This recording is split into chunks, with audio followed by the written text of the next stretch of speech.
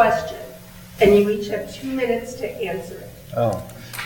With the idea that it focuses on your specialty.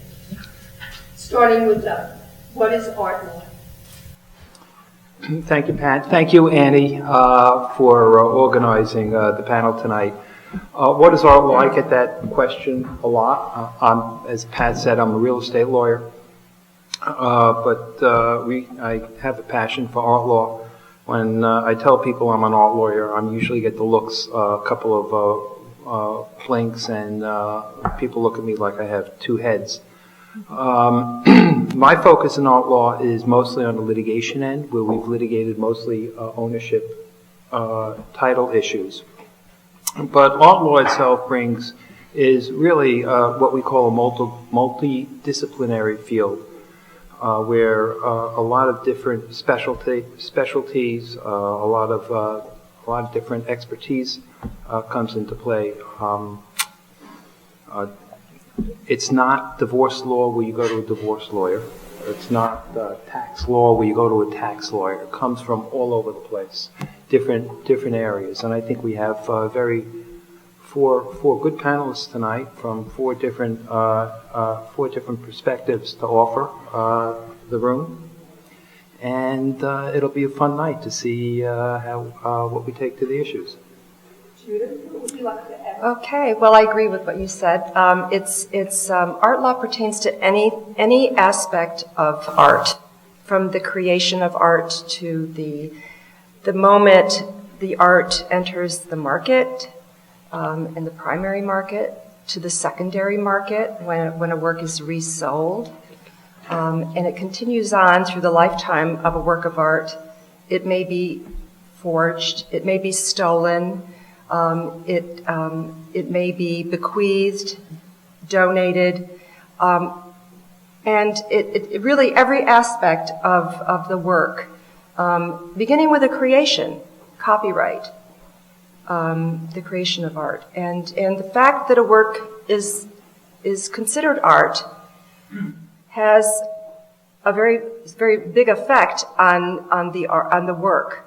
If it's a work of art, then it would not be subject to certain taxes.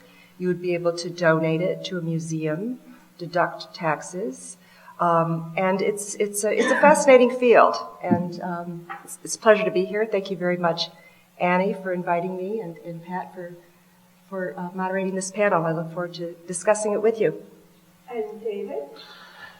The kinds of things I do with art law, I'm a very copyright-heavy lawyer, so a lot of what I do is try to help the artist distinguish between the idea and the expression of that idea. The expression of that idea is what's protectable.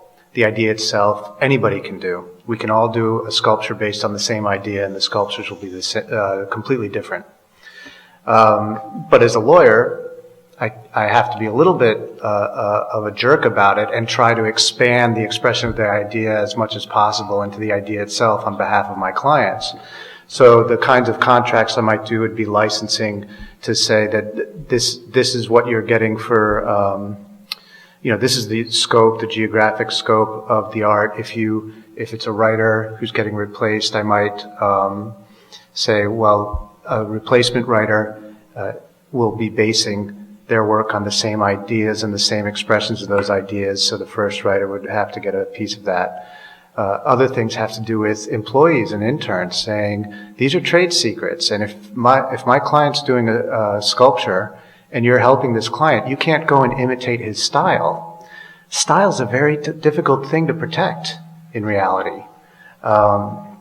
So that's essentially what I do, is a lot of contracts, a lot of registrations of copyright, and making sure that the portfolio has a solid paper trail of ownership and of the contours of what we're protecting. Thank you. Rosanna? Thank you, Annie and Pat, for hosting this event tonight. Conversations that I have often with clients are about planning for death or disability, and getting to work with artists gives me a chance to talk to them about